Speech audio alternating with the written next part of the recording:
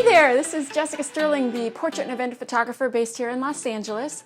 Today I wanted to talk a little bit about how to set your pricing, the question about how much should I charge. It would be so fantastic if you could just live and not have any handling of money, you know. It would just be wonderful if everything was free. You know, I like free stuff.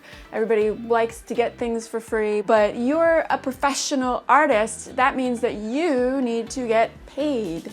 It's part of the balance of life. Many artists are just too modest and they don't charge enough to make a living wage. There are some artists out there that are huge megalomaniacs and they want to get paid like $5 grand a day just because they rolled out of bed. This is a really touchy subject, I feel like, for a lot of artists particularly, because it starts to get really emotional. First off, if you do good work, you deserve to get a fair exchange. You need to know that down to your toes, that yes, I am producing something that's valuable and I should get return for it in a business environment. A business relationship should be fair to everyone involved. It's not an emotional thing, you know, like, oh, well, they really don't like me that much and I'm really not that good, so they probably shouldn't pay me that much. You know, it's not about that. If you give somebody something that they need and want, it's only fair that they pay you for it. Of course, it's so important to be really good at what you do and to be excellent and pay your dues, that type of thing.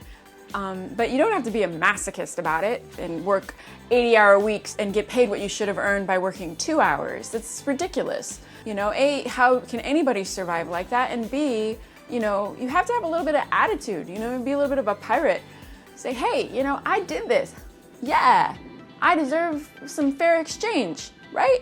If you only charge 1/10 of what you should charge, then you won't be making enough money to like actually have any free time. And I'm not saying you have to be like crazy pie in the sky kind of a thing, but just, you know, for actual hard costs, how much you should be worth. If you start to work for less than you feel that you're worth, you just won't be able to survive. So here's what you do.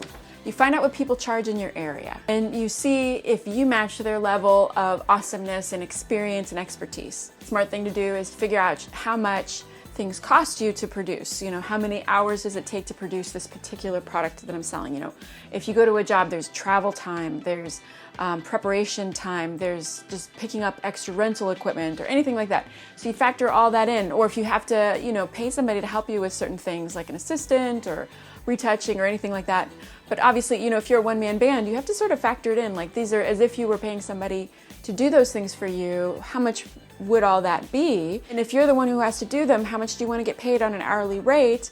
You know, I think that's very smart to then set your prices based on that. And that way, if somebody asks you to work for a rate that just isn't fair, you know, hey, can you work for $5? Then you'll know it because you've already worked out the numbers. And I personally have a number that I know if I start to work for less than that, then I just kind of feel kind of sick, you know? I feel like it's just not fair, it's not right. If you take a job that you feel like you're not getting paid enough for, it's not fair to your clients because, you know, you kind of maybe might feel like you kind of wish you weren't there, and maybe start kind of begrudgingly be doing the job.